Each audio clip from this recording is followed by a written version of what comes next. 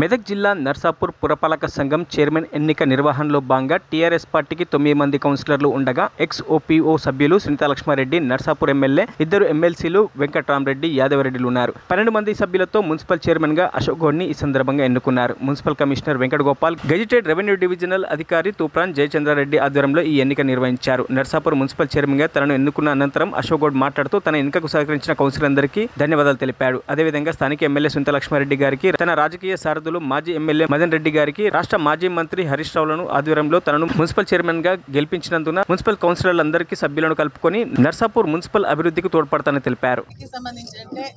ఇంతకుముందు మా బీఆర్ఎస్ పార్టీలో గెలిచి బీజేపీలకు పోయినటువంటి మరి చైర్మన్ గారితో మరి అవిశ్వాసం పెడితే రాష్ట్రంలో దానికి వ్యతిరేకంగా ఈరోజు బీజేపీ నుంచి మా బీఆర్ఎస్ పార్టీ మరి చైర్మన్ ని కైవసం చేసుకోవడం జరిగింది అని చెప్పి తెలియజేస్తాను. ఈరోజు మున్సిపల్ చైర్మన్గా నన్ను ఎన్నుకున్న మా కౌన్సిలర్లందరికీ పేరు పేరున కృతజ్ఞతలు తెలియజేస్తూ, మరి దీనికి మరి ఎమ్మెల్యే గారు సునీతాలక్ష్మారెడ్డి గారు, మరి పెద్దలు మా గౌరవ పూజ్యులు మదన్ రెడ్డి గారు, మా రథసారథి హరీష్ రావు గారు, మరి మా ఎంపీ గారు చంద్రగౌడ్ గారు, మరి నియోజకవర్గ స్థాయి నాయకులు అందరి కూడా కృషి వల్ల మరి ఈరోజు ఈ బల్దియా మరి మా బీఆర్ఎస్ పార్టీ చేయించుకోవడం జరిగింది. మరి అక్క సునీతారెడ్డి గారి నాయకత్వంలో, మదన్ రెడ్డి గారి నాయకత్వంలో మరి దీన్ని నర్సాపూర్ పట్టణాన్ని మున్సిపాలిటీలో జరిగిన కార్యక్రమం ఎవరైతే పార్టీకి ద్రోహం చేసిపోయిందో వారికి బుద్ధి చెప్పడానికే ఈ కార్యక్రమాన్ని తీసుకుని మా కౌన్సిలర్స్ అందరూ కూడా